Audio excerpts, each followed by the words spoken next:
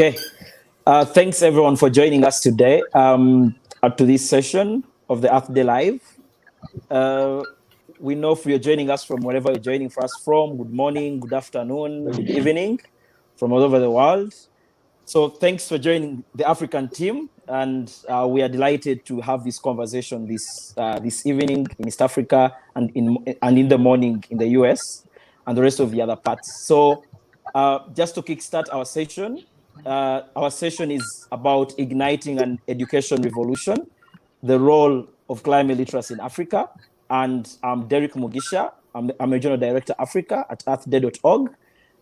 We are an international organization, and we are basically doing our work on environmental education and climate literacy. We also have programs that move around plastic pollution, regenerative agriculture, and the rest. So just to give you a description of this session, in order for us to combat the climate crisis, we believe as earthday.org that compulsory assessed climate and environmental literacy is really essential, and that this engaging discussion will look to examine the critical need for high quality climate education in Africa to develop the next generation into one that is informed and an active one, where we can see that we can have very vibrant environmental stewards. And the panel today that you hear from will really focus on how climate education can be used to inspire hope and action for students in African countries and around the world. So this event is also going to be launching the all-new Africa Climate Ambassador Toolkit, a helpful resource that teaches youth how they can engage in climate restoration in their communities and rally support through grassroots organizing. So that's all about today's session. So thanks for joining us once again. I'll just give you a brief about the overview of climate literacy campaign.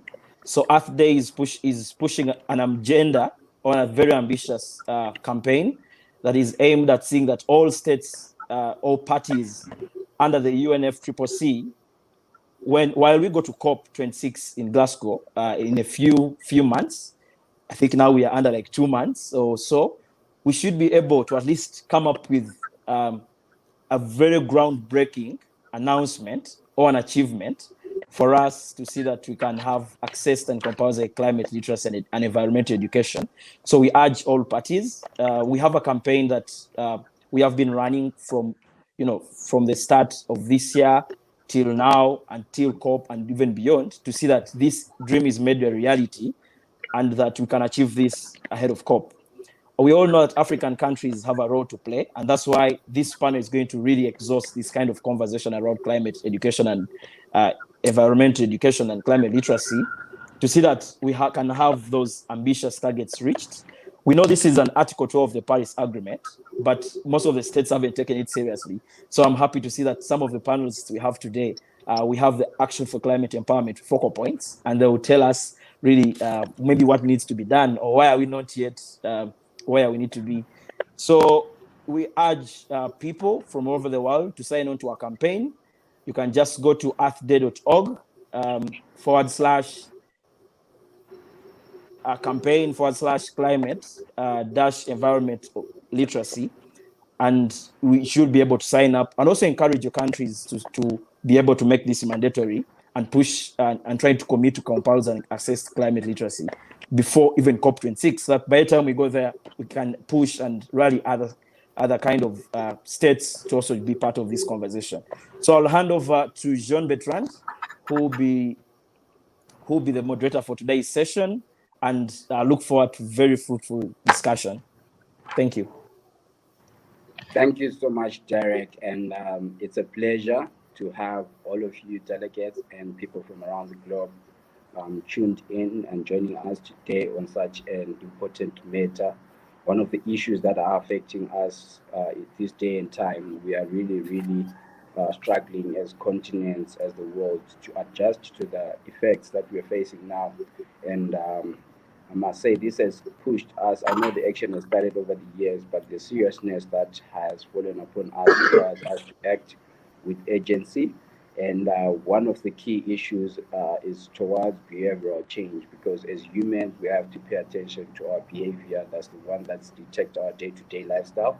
So hence, why we are connected today, joined by esteemed delegates to help us, take us through this issues that we are facing in today's session.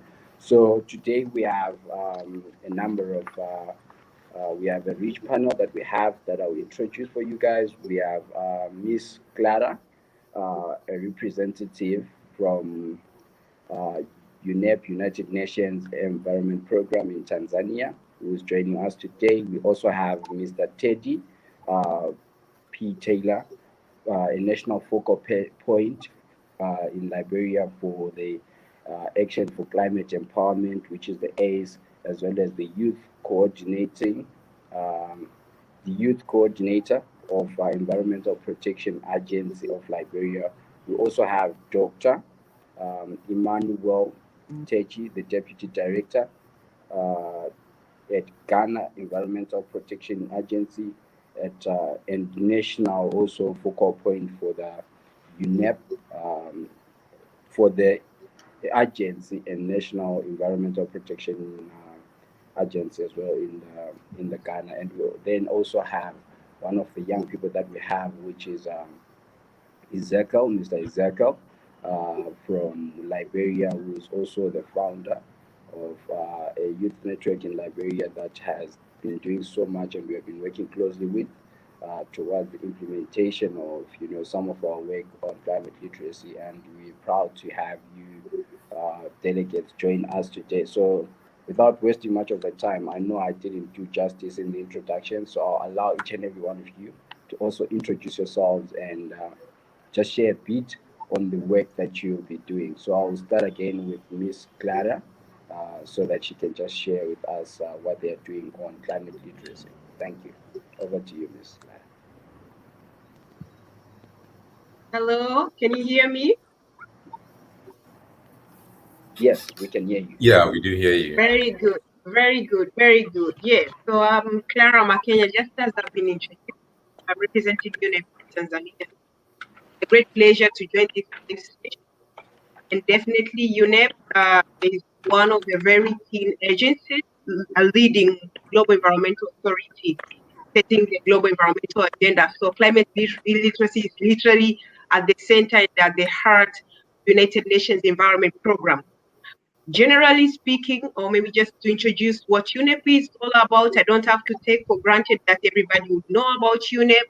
Yes, it's the UN entity that promotes the coherent implementation of the environmental agenda, and specifically the environmental dimension of development within the United Nations system. So it actually serves as authoritative advocate for global environment. Specifically, and if I may just say for Tanzania specifically, yeah, we are actually focusing on the 5 thematic priorities, which include climate change mitigation and adaptation, biodiversity conservation, addressing waste and hazardous chemicals, resources efficiency, including sustainable consumption and production, and of course, environmental governance. So coming to climate literacy work, and I hope I'll have maybe another opportunity to reflect a little bit on this one. UNEP has had what we call Education for Sustainable Consumption program. And this program is really literally looking at building sustainable lifestyle and understanding and mindset from the very young children, from the age of kindergarten all the way to the university. What we have been doing in that is really looking at how we can integrate and build the capacity of the educational institutions as well as the schools themselves to have part to include, to have the educators get the right guidelines or right guidance in bringing children up to speed in terms of bringing on board sustainable lifestyles from their young age. So we have done this in different levels, I would say. Level number 1, to support and provide policymakers with the relevant instruments that would enhance and would bring the understanding of the importance of education for sustainable consumption. and which will also address or would also impact in one or other policy goals. But we also look at providing guidance on how to integrate education for sustainable consumption in the actual school curriculum. But there is also an element of providing educators with tools and instruments, as I shared earlier on, in order to enhance the understanding, in order to enhance the teaching practices, to help the young ones get the needed information, the needed education to enhance their understanding for education for sustainable consumption and sustainable lifestyles as a whole. But also UNEP has a program that is called New Young Champions of the Earth. I wish I had an opportunity to share a video with you. This is a very interesting program. It's a global stage for young people to showcase technological inventions and innovative business models for improving our planet Earth.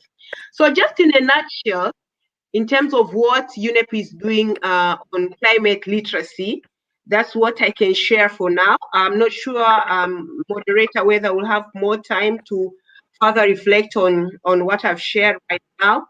I hope this was just time for introductions. Thanks, moderator. Yes, of course. Thank you for that. Yeah, it's all the time for introductions, and it's good to hear the amazing work that you're doing. And hopefully, by the end of this session, most of the people will be tuned in and more engaged and get a way to complement some of these efforts.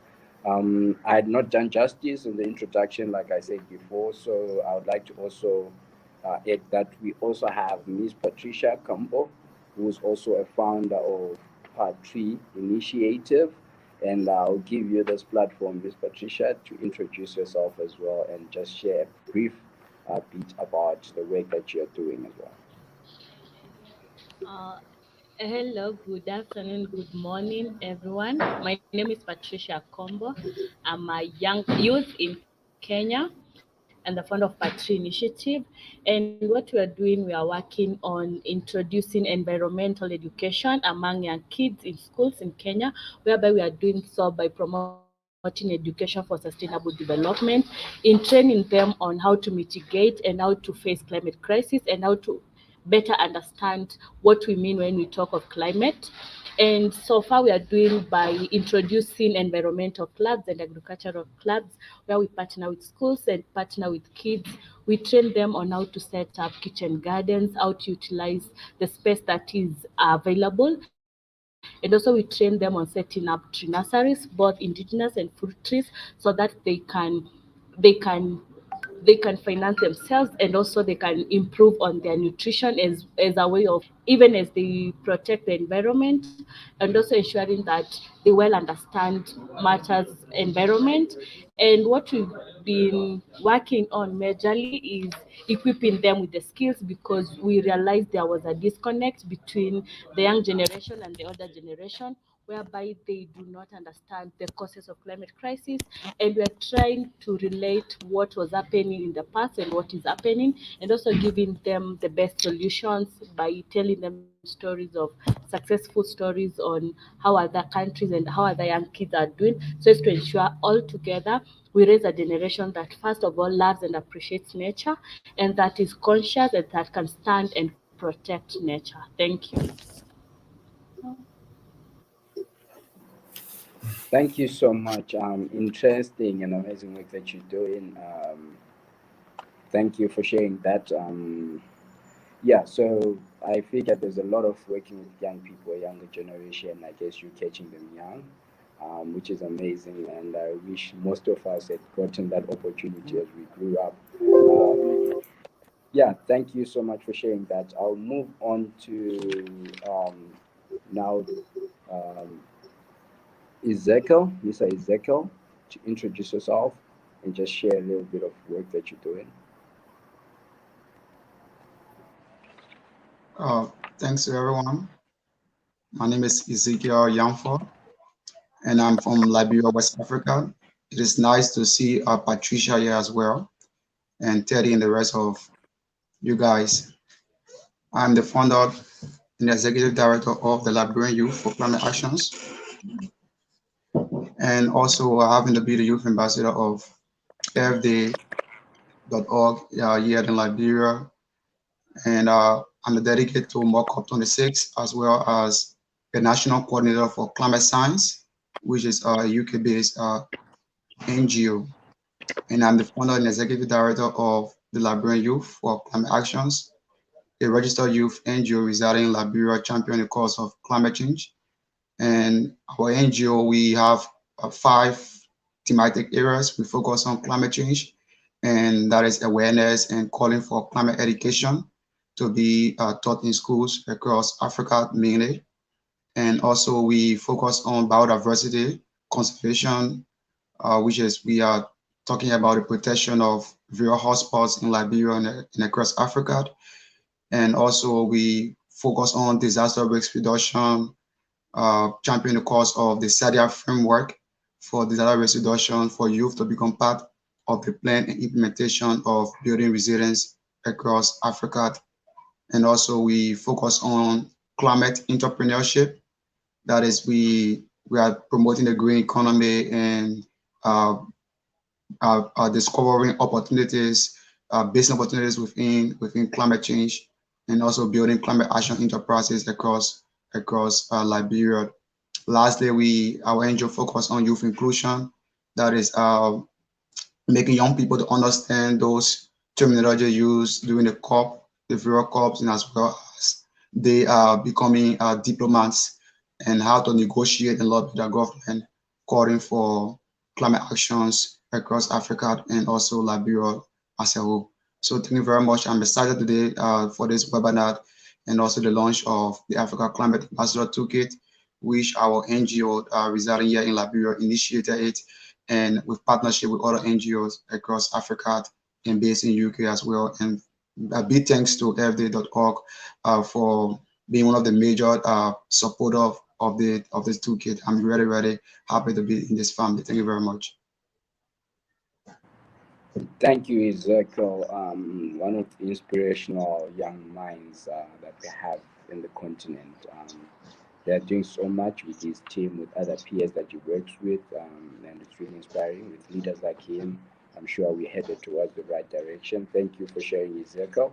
I'll move on to Mr. Teddy P. Tyler, the National Focal Point for Liberia for the ACE program. So if you can just share just a little bit about yourself and the work that you're doing as a nation, I must say, because you're the focal point. Thank you.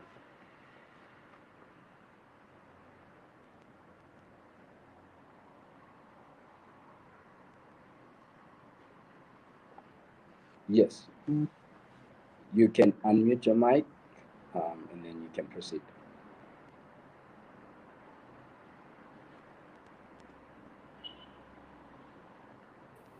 My name is Teddy P. Taylor. I'm the national focal point for the Action for Climate Empowerment, Liberia to the UNFCCC. I'm also the youth coordinator at the Environmental Protection Agency of Liberia. So I'm happy to be here. My role basically at the EPA is to coordinate youth-related affairs as it relates to climate change and the environment. So as much as I can do is to make sure that we increase youth participation into national decision-making, policy-making, and policy design, so that it reflects the next generation of people who are going to come face to face with these policies. So I'm happy to be here. I'm happy to share this platform with Dr. Obeng.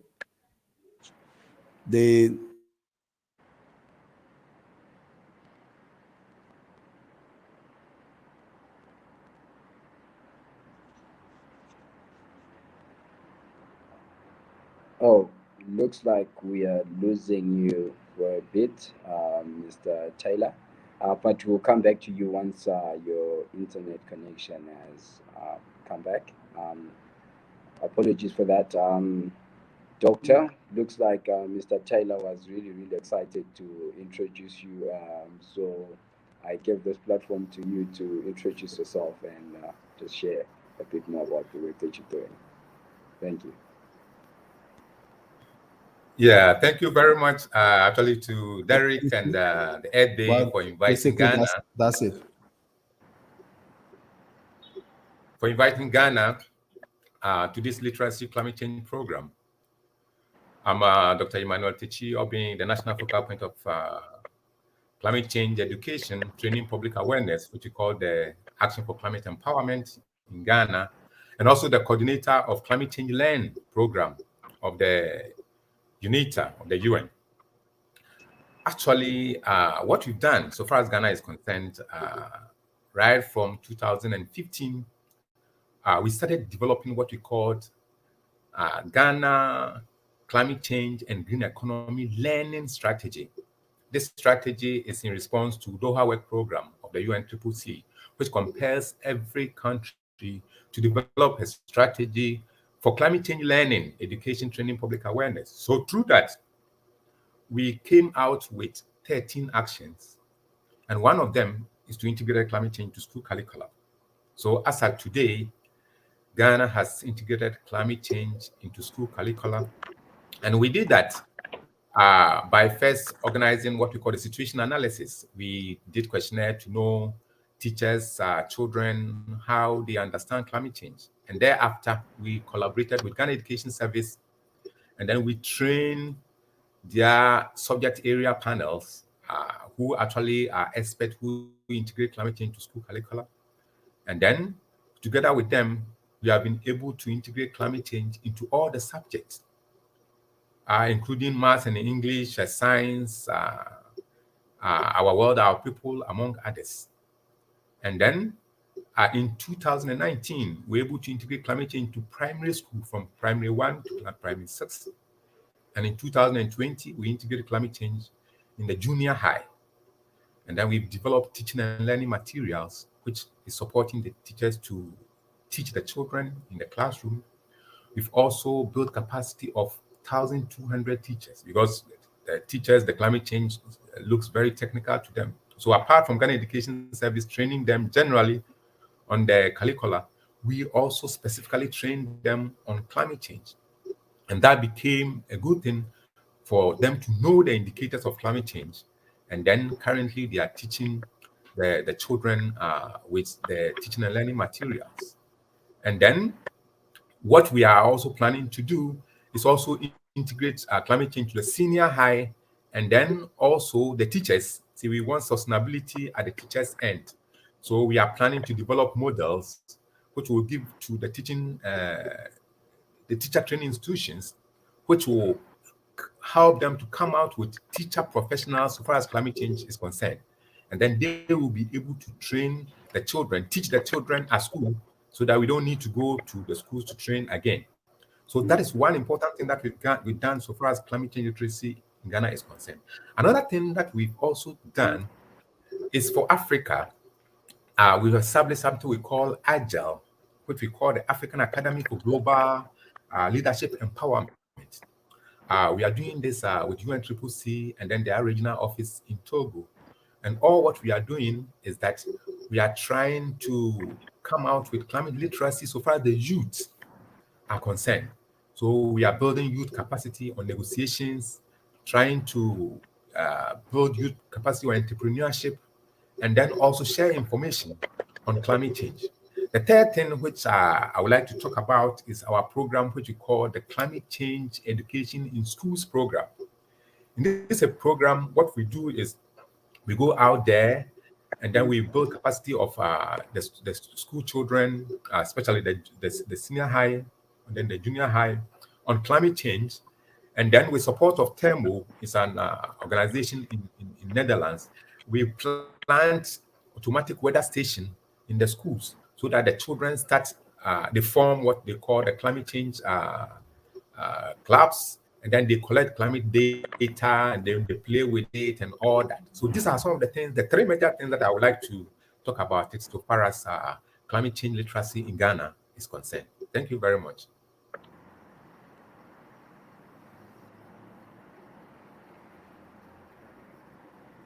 Thank you so much for sharing that, Doctor. It's a pleasure. I'll give the platform back to you, Mr. Tyler, if you are back now, we last lost you when you were introducing, saying you're glad to be on the same platform with Doctor.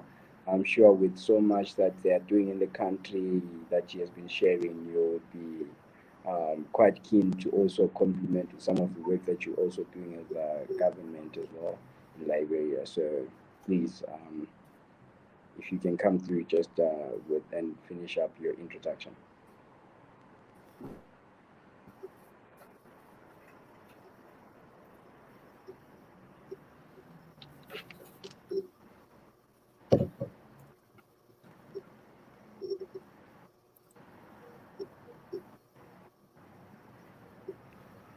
Okay, I'm not sure if he's muted, but I think I'll just connect with him on the next question that we obviously have.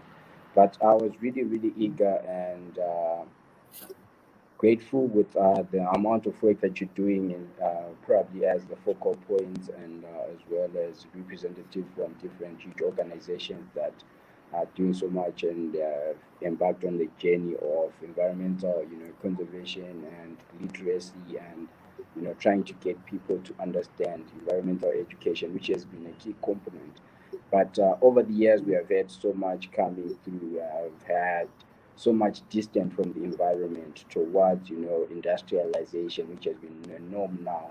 But our way back to understanding and living in harmony with nature and wildlife is the stage that we are at, as well as restoring what we have lost, restoring our earth. So how best can we transition going back to that? So given that the education that we have been receiving over the years, I know you mentioned about the work that you're doing with the teachers, but apparently there is still a huge gap that we have amongst our communities. And going forward, I know we have the largest negotiations that we have that we mentioned as COP, where we have these discussions and decisions made regarding the environment, the climate, and other things. How best do you think your work can be upscaled, and how best can we make climate literacy a critical component that we can use to curb or to reduce this much growing gap? I know this just doesn't concern your organization, but it's more like the work that you think the continent could grow better and could do better with. So I will start again with you, Ms. Clara, so that you can just share what you think. I know as UNEP you have some ambitions, but there's so much that we need to revisit and work towards. How do you think we can shrink this gap that is forever growing, and we make use of climate literacy as a component?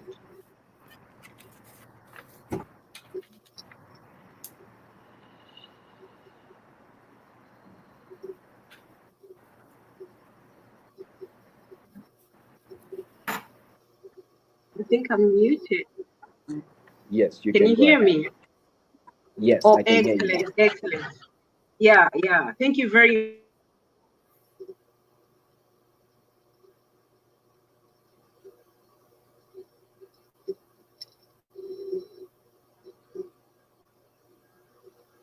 that would get us to where we want to be in terms of climate literacy would really help a lot. I was listening to um, uh, Dr. Manuel from Ghana, and I'm actually very much impressed with where Ghana has already gone to in terms of even incorporating or uh, getting the climate literacy really in the school curriculum. There's been some challenges here and there, specifically, especially in Tanzania.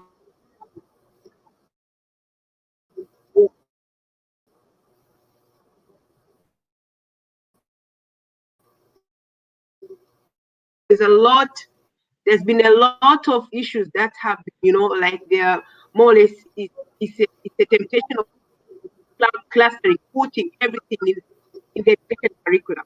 And at the end of the day, the Ministry of Education would really sort of, resist to have, each and everything in the curriculum with the worry that, at the end of the day, children will be confused or will be totally overwhelmed.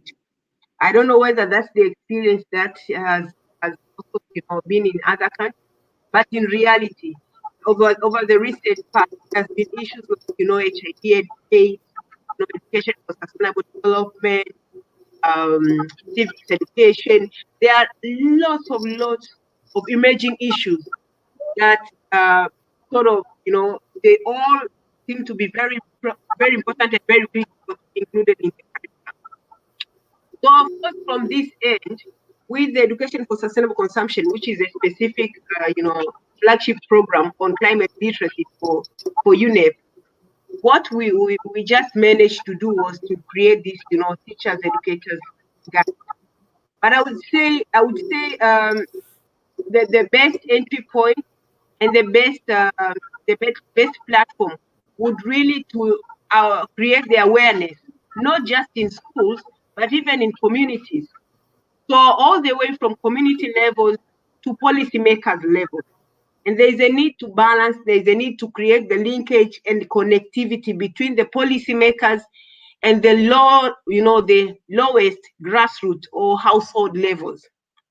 The actual understanding of climate change impacts, the actual understanding of how climate change is so close to us, so close to our day-to-day lives, and how we can either contribute to address and to mitigate, to bring them different mitigation measures that could be within our control, that could be within our, our space of understanding. And there is where we need the awareness creation component, very stressed, stressed at the levels of community levels. I earlier shared that there is a need of linkage between policymakers, government institutions, all the way to the grassroots levels. Because at the end of the day, there are laws, there are legal frameworks, there are, policies and strategies that in one way or another would need to support, would need to enhance all the efforts done at the grassroots levels, all the efforts done by, individual community members to address impacts of climate change, to be able to understand how they contribute to minimize impacts of climate change in the different communities. So the aspects of legal frameworks, the aspects of policy come in very strongly, and therefore even climate literacy coming to the level of these policymakers, coming to the level of these government institutions and government decision makers. So we would not take for granted, for example, thinking that everybody understands everything concerning climate change. So climate literacy really goes all the way from school children, household level, all the way to government decision makers and policy makers. I wanted to cite something that just happened recently. We recently had this tropical cyclone Idai. I'm sure you heard of that around March, if I'm not mistaken, which struck the southern African countries, including Mozambique, Malawi, Zimbabwe, and it was just about to come to Tanzania, and then it weakened somehow. And you hear that this particular cyclone really, actually took about 1,300, people's lives. And many people have been missing in that. And I was asking myself, what would have been the role of climate literacy in these elements, in these areas, in this sort of, catastrophe that took place? And it comes back to the point that is all sects of the communities, all sectors, is all disciplines that are involved. So again, bringing back the element of climate literacy across disciplines. You're thinking about the infrastructure, you are thinking about, even school infrastructures, even road infrastructures, how we build our roads, how we build our infrastructures in such a way that they are resilient enough either to minimize the amount of people that will die out of the catastrophes, or to minimize the damages that can be caused even in different angles, in different sectors of development of a country.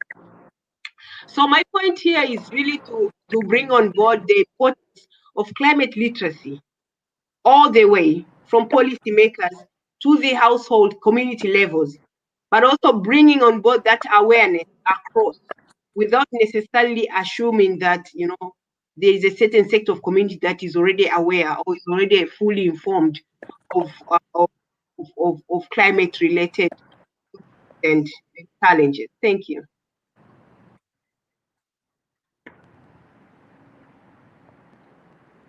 Thank you. Thank you so much for sharing that. You touched in quite a sensitive issue there, something that I was drawn close to. By the way, I'm also from Zimbabwe, and we experienced Cyclone Idai, which was quite hectic and tough. And as climate change comes through, the responses that we have, how resilient are we as communities, and how much do our communities believe that? Because you will see that some of these problems heavily hit the rural communities, which are not exposed to to the social media, to the education that we are exposed to the books. They are brought up as communities and with the indigenous knowledge as communities. So it's really, really a gap that's there. And some of these things, I do not believe in them, that such that they think they are metaphors, or they are just ancestors, or things just are happening out there, but they do not connect them with the science that it presents. So how best can we bring up that connectivity? I know, Patricia, you shared something about how much you work with the community, and of course, most of us, when we talk of literacy, we target schools and universities. But in Africa, for instance, in Zimbabwe, majority of the people are in rural areas. I would say about 2/3 of the country's population is in rural communities. How best can we reach out to all those people, and can we use the structures that we have amongst our communities? This could be traditional leaders and the intervention of the indigenous knowledge system connected with the climate literacy. What are the gaps there? What do we need to bridge? How are you doing it also as community leaders, as an organization that's operating there? And what's your possible reach? And do you think, what could be the resources that you might also be looking forward, and you are hoping for, decision makers and governments, like with representatives like Dr. and Mr. Tyler, to also bring onto the table? Maybe if you could just share some experience towards that, Patricia. Thank you.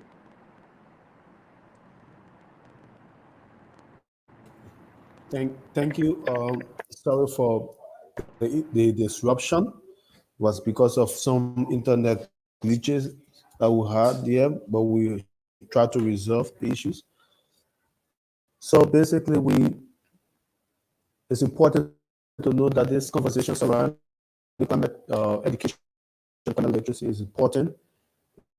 It's crucial to promote climate change, climate action. It's important to also know that these are initiatives that will help people to understand and address the impacts of climate change, and to also be in various regions on the basic knowledge, skills, and attitude needed to act as agents of change. So basically, in Liberia, what we have been able to do is to organize environmental clubs in schools and communities from the government level. At the EPA, we have the Department of Intersectoral Coordination, and that department is charged with the responsibility of creating awareness, climate change awareness, in schools and communities. So the Department of Intersectoral Coordination were able to organize climate change environmental clubs in schools and communities, and with that, we can see in those schools and communities, we see that there's a massive behavioral change among inhabitants in the community and the students in the school. We also have this project funded by Jeff. It's called the Cross-Cutting Capacity Development Project. That project is basically to mainstream the Rio Conventions, and in terms of providing more public awareness to these conventions. And so as part of that, under that project, we have been in conversations with the Ministry of Education to have a curriculum, to have environmental education infused in the national curriculum. So that conversation is going well. So at this stage, we have been able to pilot that project to see how can we be able to teach environmental education in few of the elementary schools and the secondary and tertiary secondary schools, the elementary, the middle school, and the secondary school, senior secondary school. So that is going on well. The pilot project will end next academic year, so that will form the perspective of the project developers and technicians here at the EPA on their step taking, as well as the Ministry of Education. I'm actively involved into that because the Action for Climate Empowerment has 6 objectives, and one of these objectives talks about education. So education is very important, and so we involved in this project as with the project team from the cross-cutting capacity development project. So it's important that we try to shift the behavioral pattern of our citizens. And are we there yet? No. Are we getting there? Yeah, but there are still a lot of work to do. There's a reason why we are charged with responsibility of coordinating with youth institutions like what Ziga is doing, right? They are doing a very excellent job, and a lot of other young people in Liberia are doing very excellent job, and youth institutions in Liberia as well. They are doing excellent job in making sure that the issue of climate change education and public awareness be taken to another level, right? Quite recently, we on the revision process of our nationally determined contribution, and we were basically in the counties having our stakeholder consultation. We were able at that point to be able to speak to the people in the various languages, right, in the local languages, to make sure that they understand what is it that this climate change action plan of the country that we call the NDC is all about. So besides the issue of the NDC, there are other pertinent issues. There are other issues that they need to understand, from the elementary level, because when you deal with these people, when you deal with the kids at the elementary level, you try to elevate the issue of creating climate smart and environmentally sensitive generation. So another strategy we are using is to make sure that we have is a stakeholder approach. It's intergenerational, so we're making sure that we have the older folks who have the younger ones, who have people living with disabilities, and even so our consultations, where we have interpreters at some of our consultations to make sure that they be able to interpret these issues to our people that live with disabilities, the deaf and dumb, and etc. So to a large extent, we try to place premium on the issue of climate change education, and we welcome this toolkit that has been developed by folks from the Liberia Youth Climate Action Group, headed by Ezekiel and his team, and with support from fd.org. What we can hope is that once this is launched, after today's launch, we can set a time that Ezekiel and his team can be able to come to the EPA. We can book a meeting with the executive director of the EPA and other folks, our new UNFCCC focal point, who was also the coordinator of multilateral environmental agreements. We can have in the meeting folks from the Department of Intersectoral Coordination, so that we can be able to look at this toolkit and see how we can form a better partnership with youth institutions that mean well for our citizens, and then see how we can be able to have proper collaboration and coordination. Thank you very much. It's important, it's good to be part of this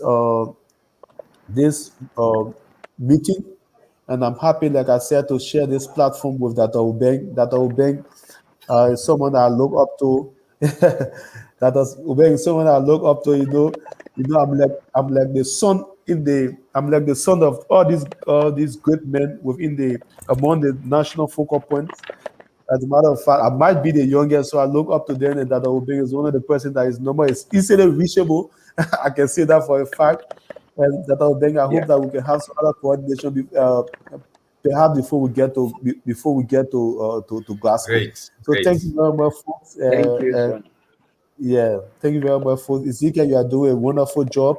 Like we always say, whatever you do can only be heightening, can only be pushed forward with proper coordination from the statutory institution of government that is responsible for environment and climate change, which is the Environmental Protection Agency. Whatever you do without the knowledge and acquiescence of the government through the Environmental Protection Agency is like going to the classroom, right? Taking exams, right? You write exams, but you did not pass through the registrar office, so you don't have report card. So even if you have to go to Glasgow, we need to know what you are doing. When FD Network want to sponsor you to Glasgow, you need to have notification from the national focal point of the UNFCCC. You cannot do that when the EPA don't know what you're doing. So I urge you, continue what you're doing, but please liaise with government so that we can be able to pat you on the back and push you forward. Thank you very much. Thank you so much, Mr. Tyler. I can see so much ambition in there and so much, of eager to share and inspire his peer and his young brother, Ezekiel. I'm sure he is really, really proud of the work that he has done, and seeing Doctor, who is a mentor of most around as well, which is really, really good and inspiring. We're grateful to have you share so much, and you bring in quite some components that, with this eagerness that we have, I know you are the ACE focal point. There's a lot of coordination that needs to be done amongst our governments to integrate all these components that you're bringing through. Hence, if they coming through with this climate literacy initiative, whereby we notice, ACE is agreed at COP under the Article 12, yes, and 6, it's agreed usually, but the component itself, it doesn't. It's just talked about. Climate education is necessary. Climate education is necessary. It's critical. We agree this and that. Just to be done. It's a tool. But then when it comes to the ground, how much resources are being prioritized and put towards climate education? How much MRV monitoring and verification? How much follow up? How much campaigns? How much literature is developed? How many meetings are being done? Is it now mainstreamed among schools? All those components are overlooked. So right now, I would like to invite Dr. I'll come back to you, Patricia Combo, as well as Ezekiel. I'd like to give Dr. The platform. I'll just ask you to be a bit precise, unfortunately, because of our time. But I'll come to you asking you, I know as a government representative, being a focal point, how is it possible for us to have all the governments, especially in Africa, to prioritize and make climate literacy a compulsory thing across the continent, something that we cry for? Because these two, as we can see now, like Taylor was highlighting, it's really, really essential, and it's something that we depend on in the near future. So how best can we have this made compulsory as the continent? Maybe is it through SADC platforms? Is it through UNEP platforms? Is it through FD Africa? Is it, AU? How can we have governments take this seriously and make it a compulsory initiative? Yeah, thank you again for giving me the opportunity, and then how government and development partners will liaise to actually shrink the gap so far as climate education is concerned. First of all, I will link up to UNEP. UNEP was mentioning some of the activities that we've done so far as the Sustainable Development Program is concerned. But if you look at the climate change, the UNCCC agenda, Article 6 of the Convention, Article 12 of the Paris Agreement, under the Doha Work Program, most of the countries across Africa, the world, are developing their own learning actions. But the problem is finding it difficult to implement it. So with UNEP with us, I will plead that they set up a special fund for climate change education. That will go a long way to support the strategies, because they are talking about national policies and national strategies. Currently, through the Doha Work Program, all the countries has a strategy. Those who they don't have, they are now developing it. So they need a special fund for climate change education, training, and public awareness. That's the action for climate empowerment. Some are sourcing funding. This will go a long way to help improve the understanding of climate change. If you're able to improve understanding of climate change, half of the problem is gone. If you look at Ghana, we on annual basis, we've been mainstreaming climate change into government institutions. So by so doing, they understand climate change, and when they go to the field within the community, they also help to create awareness. There's also politicians. See, every 4 years we're able to have a new government. So what we also do is that we help actually the new government to integrate climate change into their manifesto. Because if their climate change is in their manifesto, when they win, then it means they are going to implement it. So that's some of the program that we've been doing. But the most important thing is also the schools issue. You see, we need to integrate climate change into school curricula, because this is very important to reduce the gap. It could be an early life intervention where we'll be building foundation of our children for their climate behaviors and values on the environment. And this is actually going to remain with them forever. And by so doing, we'll create leaders who are sensitive to the environment, and they'll be able to solve the major environmental problem that we are having. I think if we are able to reduce the gap, this is the way we need to go. And then they will help influence the others. If the children are good people who will be able to they influence their own family.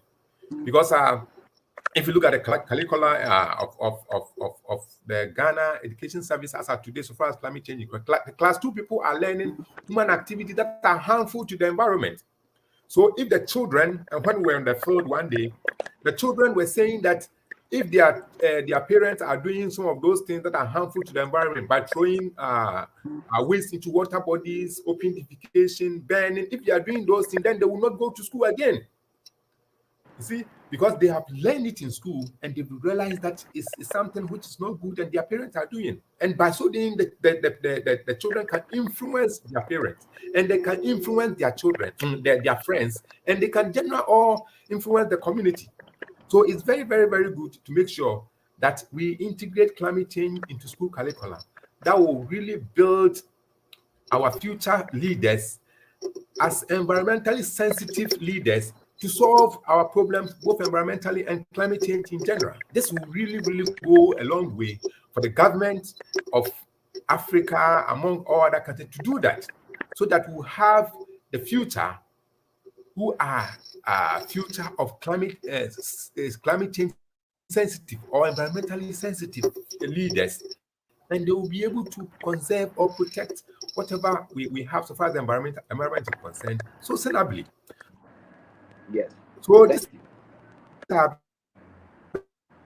very, very important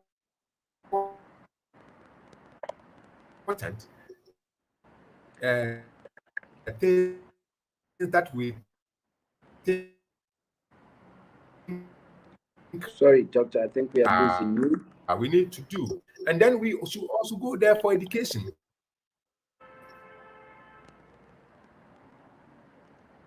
Okay, Doctor, thank you so much for sharing some of those components. Unfortunately, we are losing you a bit. And yeah, we can just get back to you as we have last remarks in the next round. I know we're running out of time, so Patricia Kombo, unfortunately, But I'll give you this platform. I noticed Doctor mentioned a couple of critical issues, how we have to, make sure that the young people can grow up with instilled knowledge amongst them, something that we refer to as within FK as civic education. That ties in with the earlier question that I had posed to you with indigenous knowledge, how you balance the gap of what we call climate literacy, and how we can, you know, implement it at national level and community level. Maybe if you can just share some of the thoughts and your cries to the international world and some of the needed resources and the level we can prioritize this. Thank you. Okay, thank you very much. And I will share as based on my community and what we've been able to do.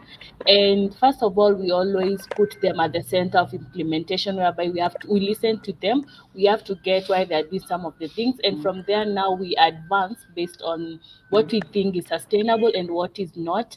And working with communities is one crucial role, and community embraces both the learners and the community at large.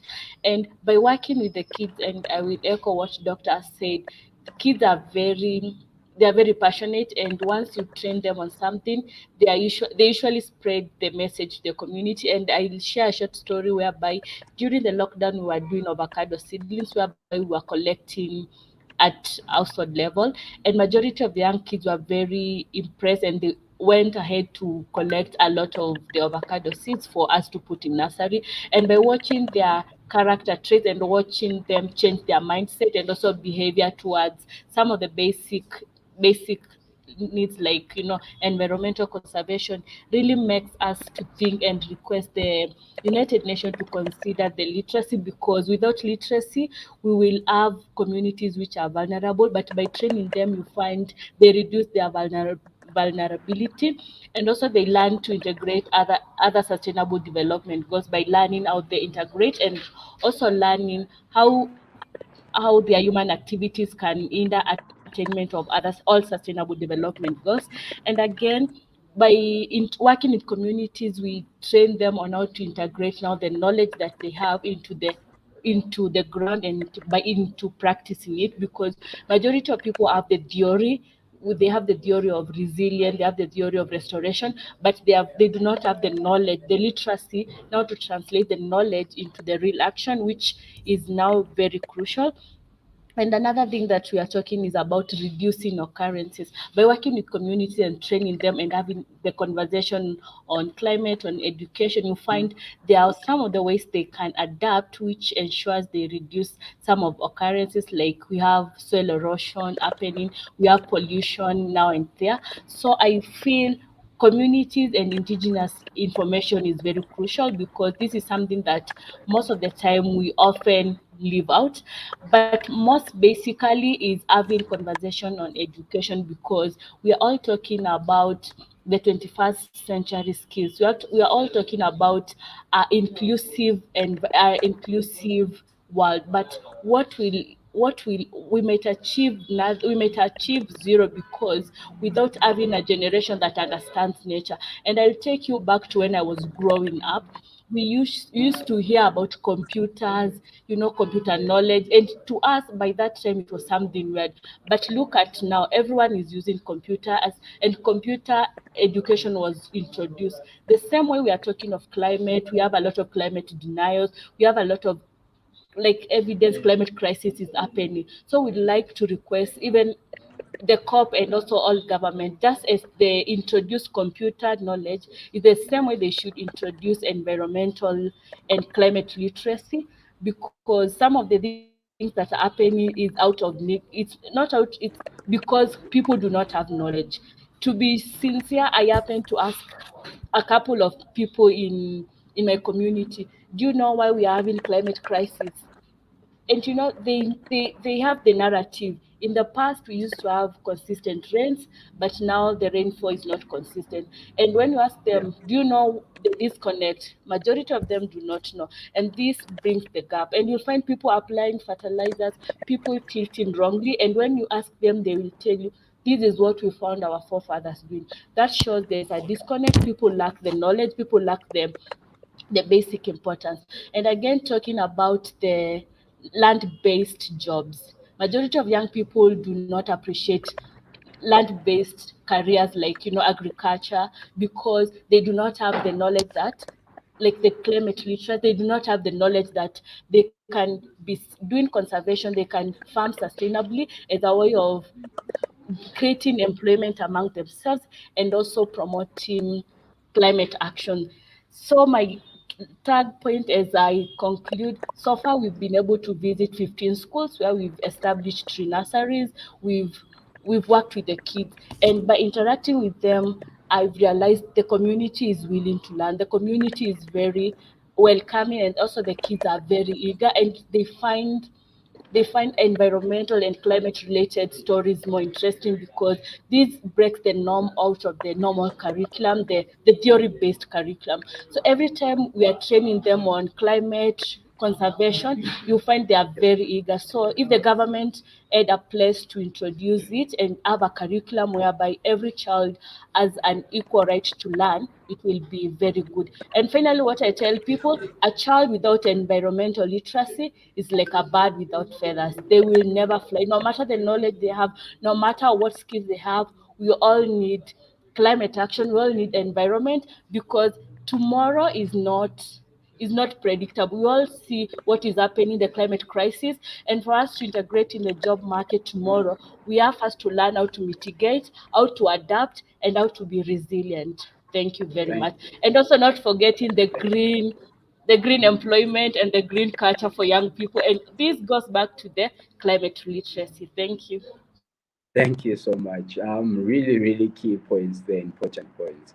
And I'm sure the homework that we have to probably from the synergies that we'll have from here is us going back to our drawing boards, synthesizing all our efforts and capacities, and make sure that we are able to implement some of these points that you guys are bringing up.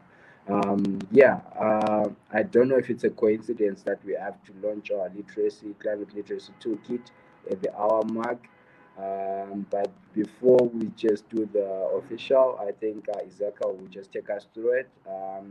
I'm sorry, Ezekiel, this is like the most important part of the session as well, as we are bringing this to the world, but we do not have enough time. So we have limited time, but if you can just take everybody through why we came up with this, why you guys came up with this as young people, and what are the things to look up to, and probably the aims and goals of this toolkit that we are launching just now. So Ezekiel, over to you.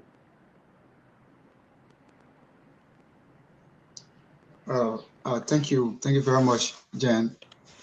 And I listened to Patricia and Dr. Emmanuel and everyone, how Africa is gearing towards making climate education mandatory in schools, and how and why we came out with this toolkit was how I became introduced to climate activism. There was a time in November 2019 when I was just researching on the internet, and then I came across the word climate change, and I never knew what that word means at the time. So I was confused. What do we mean by climate change? So I had to go and Google that word or photo on the internet, and then I saw so many reactions from the internet, which got me anxious and angry as well.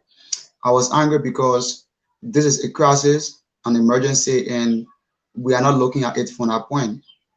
And I was anxious in the sense that I wanted to solve this crisis as well. So there was no platform for me to advocate on.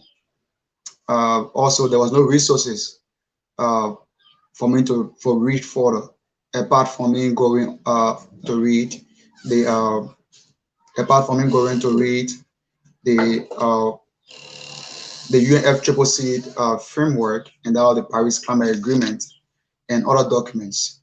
So what I came to know was that there was a lack of resources for Africa when it comes to materials. Whenever we want to read on climate change, we always read what the Europeans, the Asians have written. We don't have resources that actually contextualize Africa climate situation. It was lacking. How can we discuss climate change and we are using the point of view, we are using the perspective of the Westerners and of the Asians? It means that we will not really be tackling the issue of climate change in Africa. How can we solve the climate crisis if we want to take steps the Europeans and that of the Americans and the Asians are taking? It means that Africa will be taking the wrong step. We need to look at the climate crisis from Africa's point of view, from the African perspective. So, and also, I interacted with some people in Liberia and also some part of Africa. And whenever they are speaking, they speak from the opinions of Western activists, what Western activists are saying. So I asked some of them, have you not listened to other activists in Africa? And they said that, but everyone's saying the same thing. Then I said, yes, I think that is because we listen to what people say out of Africa, and we want to make it, we want to force it in our own context. It cannot happen. We have to look at our own crisis. We have to look at the climate crisis as a crisis of our own. We have to look at the climate crisis from how young people in Africa are interacting, what they are doing, what are the works on ground, how do they want to get involved. And whenever they want to get involved, there is no resources to use. So when my team and myself sat down, and then I told them that I was ignorant to the climate crisis. I don't want other young people in Africa to be ignorant to the climate crisis. The way I was introduced to climate change, I don't want other young people to be introduced to climate change in Africa like that. Because there were so many negative reactions I got from the internet. I was even blocked on Facebook. I was even taken from other chat rooms in Liberia.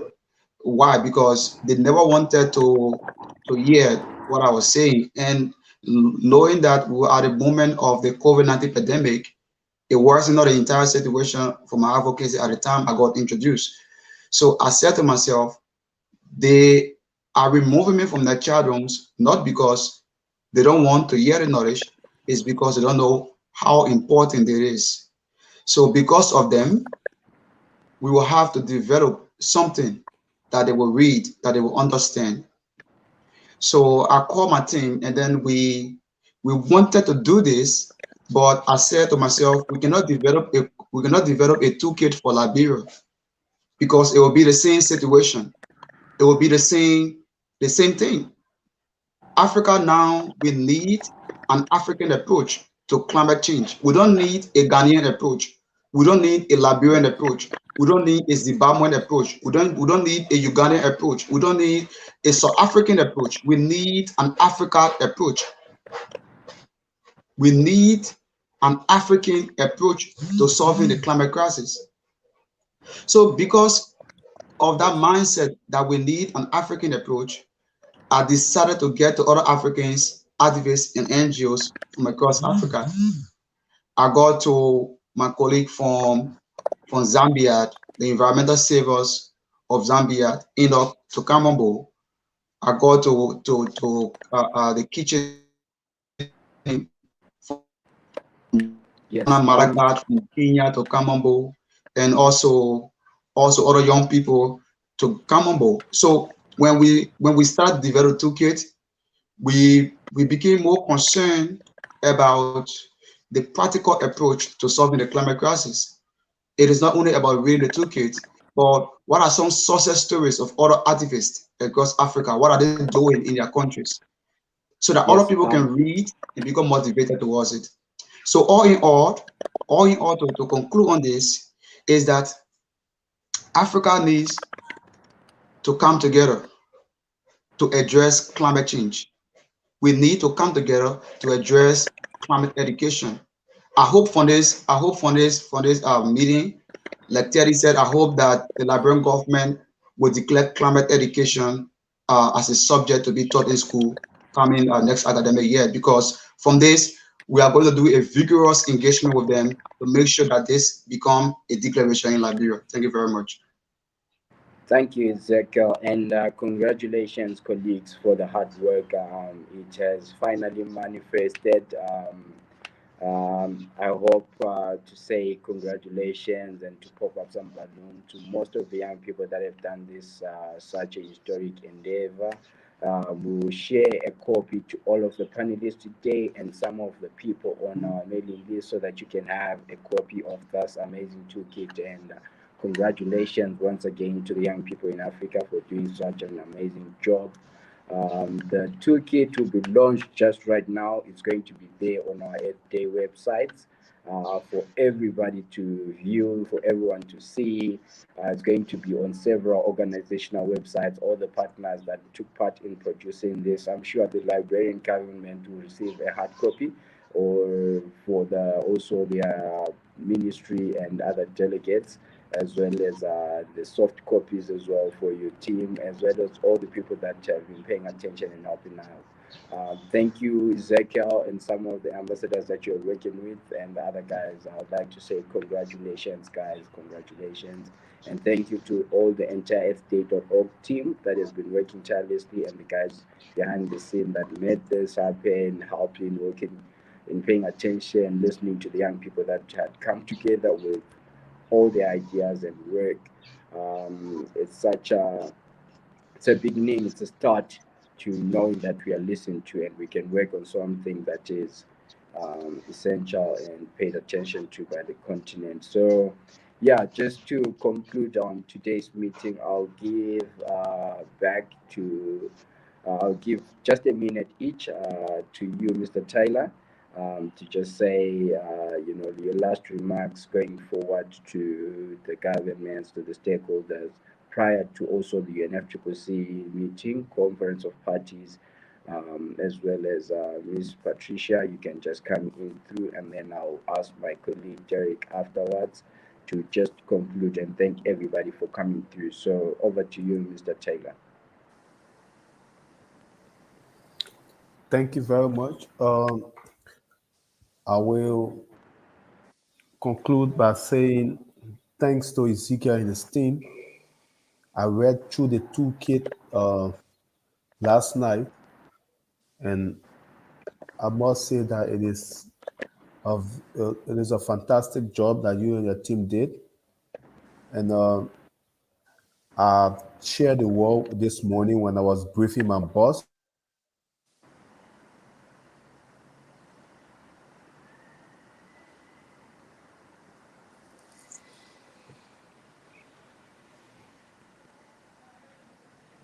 I think we are losing him again. You can come back again, Patricia.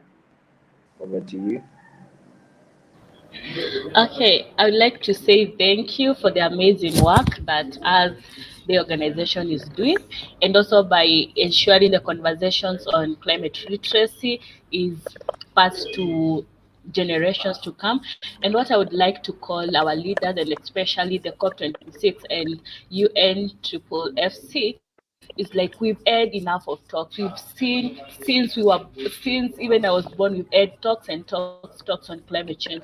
What if we change the narrative and introduce environmental and literacy education among young kids and in schools? Maybe we could get better and real actions, because with the talks and less of action, we might not achieve anything. And what I would like to tell them is like, there is no way you're going to leave a planet which you've not educated the young kids about it. Without literacy, without climate literacy, whatever you're going to work on, the young generation might not actualize it because they lack the knowledge. So for us to move forward, we need climate literacy, and we need it to be included as part of quality education. Thank you. Thank you so much. Thank you so much. We also have Mr. Gami So Prasad. Thank you for joining us and facilitating the program as well.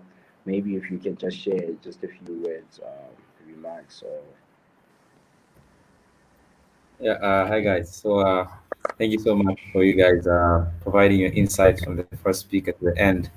Honestly, I've learned a lot, and many thanks to the team and the panelists. So on my end, I'm really looking forward to the to much bigger impact of this climate literacy agenda and having this agenda actually getting implemented within the whole sub-Saharan Africa and Africa at large and the world at large, and meaning starting from lower levels to the university levels. Fingers crossed on that. Many thanks to everyone for joining this session. Thanks to Jean, Derek, and Halsey in the back end, of course, and the speakers. Thank you so much. thank you, Hamid. Derek, over to you. Yes, thanks to all the panelists. It has been such very fruitful. Our social media and the online conversation, there have been so many questions, and you have really actually touched them that you didn't even know you were answering some of the people's questions that were online over to our YouTube and over to our earthday.org Facebook. But just to say, combined with civic education, climate and environmental literacy will create jobs, will create greener consumer market, and allow citizens to engage with their governments in a meaningful way to solve the climate change. At times we forget this and we only leave it to the governments, but once we activate more people to know about the climate crisis and to see what they can do about it, I'm sure we shall have so many solutions that you have never imagined. We shall have very many innovations. We shall have very many bright minds for our future generations and even for us ourselves. I think recently you've seen what's happened in Europe with the floods and everything. But now even this that has been happening in Africa as well. So that's why the conversation is not only for Africa, but also we open up the rest of the other global world to see that we are in a crisis and all of us have something to do about it. So thanks to our panelists, the conversation continues. Please do sign up to our campaign. For the toolkit, go to our earthday.org/Africa. Go down to the resources. You'll find the toolkit there. So it has been officially launched and you can find it on our website. Then for the campaign, you can just go still to earthday.org, go to our work. You can go to climate and environmental literacy, and you'll see what we have done. Amazing work earthday.org has done over the years, since 1970 up to now, when we are still building this movement and activating this global movement to see that all of us, all countries, all African countries, as we go to COP26, we should come back with an announcement that makes climate and environmental education really, really mandatory and compulsory, really assessed like any other subject, and we educate as many young people as possible. It is possible like you have done any other things. So as you go to discuss carbon markets, all the other conversations, unless we educate people, the other rest of the conversations are nothing. So the first step is let's educate everyone. Let's have this from the grassroots, from all the levels of education, and let's see that the grassroots support can also help the governments implement this the agenda of climate education. So thank you very much to all our panelists. I'm happy you responded positively to all the invitations and that you had and you shared exhaustively everything. So we keep the conversation on social media, earthday.org/Africa on our website, and at Earthday Africa on our Twitter. Thank you very much. Thank you, guys. Have an amazing evening. Rest of your day to the rest of the world. All right. Asante sana. Bye, everyone. Thank you.